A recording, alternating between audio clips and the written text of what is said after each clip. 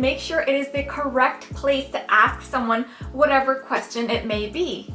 Hey guys, how's everyone doing today? Glad you could join me today for our video on how to convince people psychologically to say yes to you. Don't worry, this is not any type of manipulation tactic. That would be bad if it was. But just some friendly ways to get that person to say yes to you and to fully commit. So stay tuned to the very end of the video because each one of these tips work hand in hand. I used to work in sales before I graduated and I was almost always the top selling employee. This is because I figured out psychological ways to get people to say yes. This was by using the good old art of persuasion. These are the steps that I use to get people to say yes to me. When you are trying to sell something to someone or you are trying to get clients to buy your services, you need to clearly outline all of the benefits for them. When you outline the benefits, make sure you also explain how those benefits can actually solve their problem. Look at any commercial. The goal of the commercial is always to get someone to buy a product, right? Commercials convince people to buy from them by showing the audience a problem that their product will actually solve. For example, gum commercials. They usually start off with someone thinking that they have very bad breath and then they eat a gum and then all of a sudden they have a minty fresh breath. The benefit outlined here is that the gum will give you fresh breath. This is the exact concept that you want to use when it comes to getting someone to say yes to you. Outline the benefits for them and then ask them for the sale or for the yes. Let me give you a practical example that you can actually apply to your life. So when you go for, let's say, an interview, the first question you should actually ask the hiring manager is, so what made you call me in for an interview? When you do this, the hiring manager will have no choice but to actually go over the benefits he or she read on your resume. This tactic where you actually get the other person to state the benefits is so impactful. This is because they themselves remember and outline the reasons why they need you. Pretty cool, huh? This is why outlining the benefits is a great psychological way to get someone to say yes to you. By the way, if you like this video so far, then make sure to smash that like button, subscribe to my channel, and hit the bell icon so that you are notified when I post a video on Thursdays and Saturdays. The second thing you need to do is to get the person to agree with you throughout the conversation. So I read this example from a book, which I will be very honest, I don't remember the name of the book, I don't remember the title or the author because this was like 15 years ago, but for very good reason, I actually remember the tactic and it's stuck with me for so long because it works like a charm. You need to get the person you want a yes from to agree with you multiple times throughout the conversation. Let me explain this to you further. Let's say you are on a sales call with a potential client for your coaching business. You're not just going to come right out and say, hey you, buy my services. That would fail miserably, right? So you actually have to have a conversation with them when you're offering a product. So the key is that when you're having that conversation with them, you need to ask them questions throughout the conversation and make them say yes, like this. So Emily, you mentioned in your email that you need help getting sales for your business. Is that correct? Yeah, I did. Okay, so are you interested in increasing your sales by 50% by the end of this month, Emily? Yeah, that sounds great. Yeah.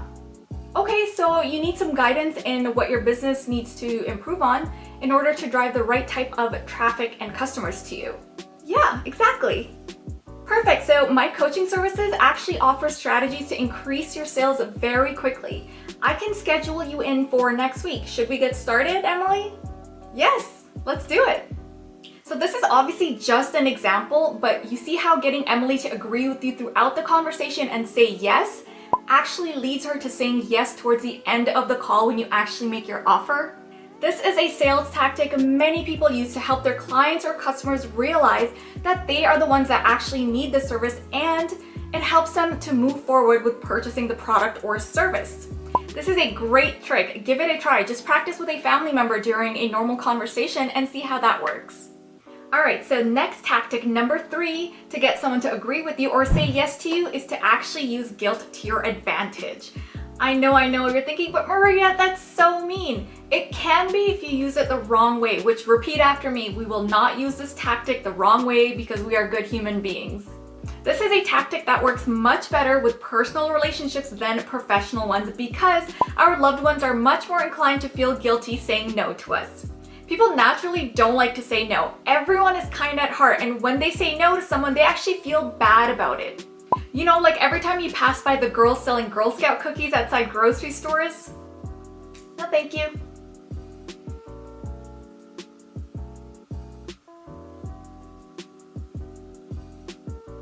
I feel so sad every time I say no, and then the next time I'll actually end up still buying those damn cookies. This works best when you ask someone once for something and they say no. You can then ask them again and you're more likely to get a different answer. If not, the third time is a charm if done correctly. Don't get people hating on you being that annoying person who keeps asking for stuff. Nobody likes that, so make sure you're not doing that. Instead, position your offer or request in a humble and not so pushy type of way. Let me give you an example that actually works great on my husband all the time. Hey husband, can we go to the mall? No, not today. Me, 10 minutes later. Hey husband, you know they have a sale on that shoe store that you love so much? So should we go? Oh, they do? No, I'll just go another time, it's okay. Me again, 10 minutes later. I wish we went to the mall today. There were so many things I wanted to check out.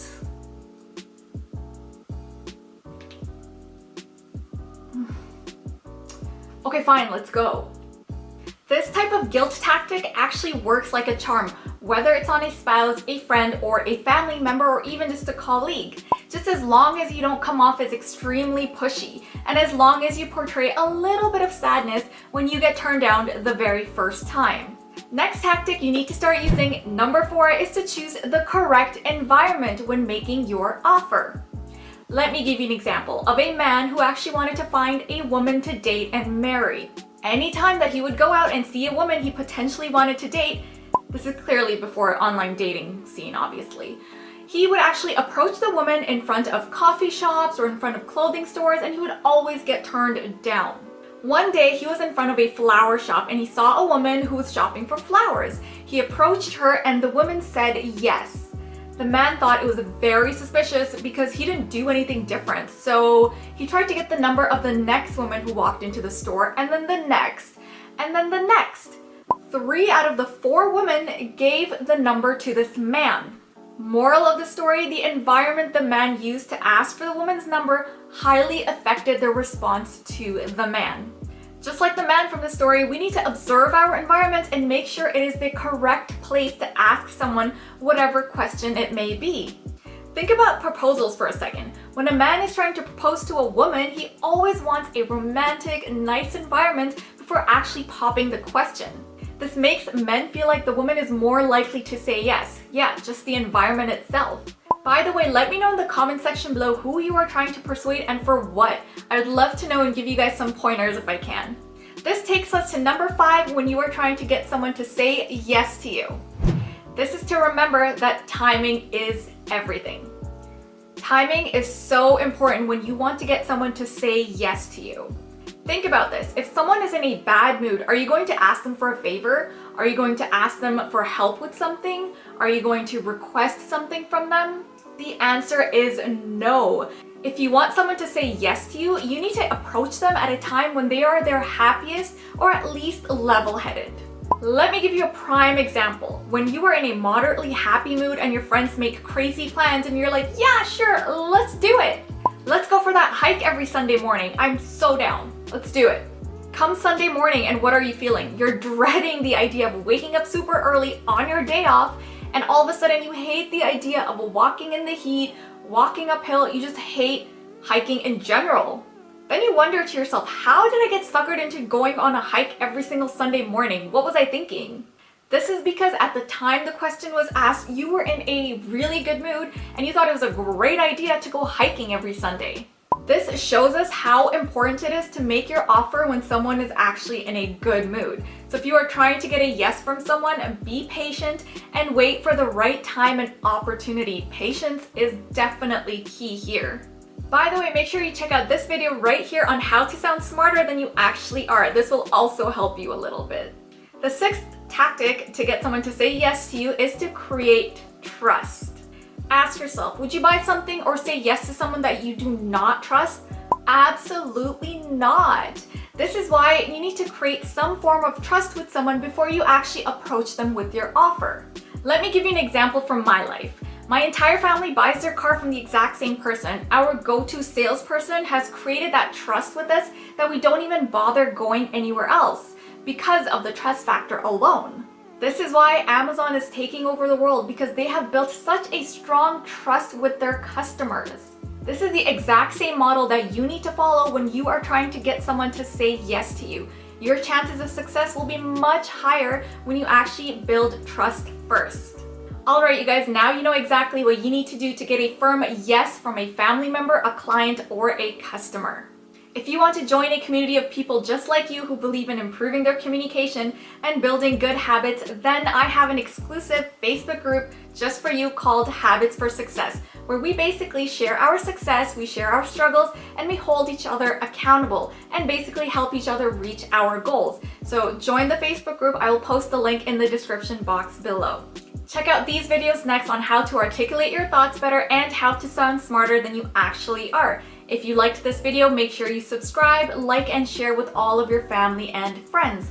Until next time, you guys, this is Sincerely Maria signing off. Bye!